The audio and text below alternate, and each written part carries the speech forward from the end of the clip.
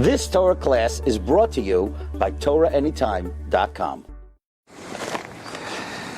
Okay, so this is our first kever that we're going to today. This is the kever of Rabbi Marcus Horowitz, but on the kever we see Rabbi Mordechai Halevi Horowitz. So he's actually the author of the Shalsei Tshuvas Mateh Levi. So it's interesting, the kvarim of the Kaladas Yeshurin community are on the other side of the wall. And the Mateh Levi was actually the Bar Plukta of Rav Shamshon Raphael Hirsch. They had a very important difference of opinion, and that is, so first we have to know that Rabbi Marcus Horowitz was born in Hungary. He was a student of Rabbi Israel Hildesheimer, and he studied philosophy in Vienna, and in Budapest, and in Berlin.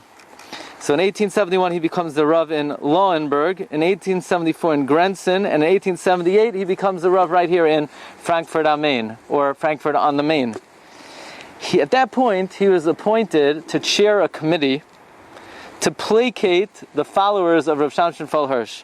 Rav Shamshon Raphael Hirsch was threatening to secede from the regular community, because Rav Hirsch held that we cannot have any ties at all and any connection at all to the reform movement. And he threatened to secede from the community, which he did, and he established his own community. And the Mateh Levi had a difference of opinion. He held as follows. He held that there should be one unified community, and each segment should have autonomy over their constituents. So he held that the Orthodox and Reform should be under one umbrella group, because at least vis-a-vis the rest of the world, we're all Jews. And within the Jewish community there would be autonomy for the Orthodox over the Orthodox and the Reform over the Reform. But just to get an idea of the godless of this individual, I happened to come across a tshuva from him in the Shalsei Tshuvas Mateh Levi. Who is the tshuva from? The tshuva is from none other than Rav David Tzvi Hoffman. He writes, Shalom Merachot Yedinavshi, Rav David Tzvi Hoffman, and the question is about the organ. Can an Orthodox shul have an organ in the shul if it doesn't play on Shabbos? Could it play during the week? Is there anything wrong with playing the organ during the week?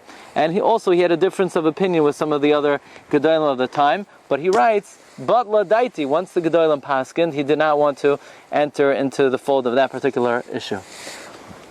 So this is Malka Menuchasai, Rav Mordechai Horowitz, author of the Mateh Levi Halach La'ilamai on Aleph Tes Zayin Adar Sheni, on a Sunday, the day after Shushan Purim of Adar Sheni.